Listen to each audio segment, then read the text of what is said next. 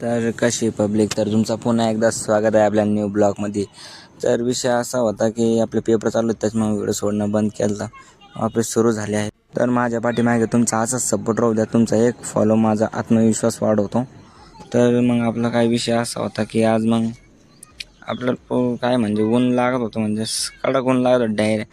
मग काय म्हणलं चिल्लर पार्टीकडे गेलो पौरा तुमचं, म्हणलं काय करू नेमकं झाडाला पानं घेणं तोडलं. त्यांची व्हिडिओ काढलो, मग आपण डायरेक्ट झोपायला गेलो. झोपेतून उठलो तर काय यायला म्हणलं भयानक झालं नाही. झोपेतून उठल्यावर एकदम असं म्हणलं चेहरा गिरा धुतो, म्हणलं फ्रेश होतं थोडं. मग फ्रेशगिरीच झालो थोडं.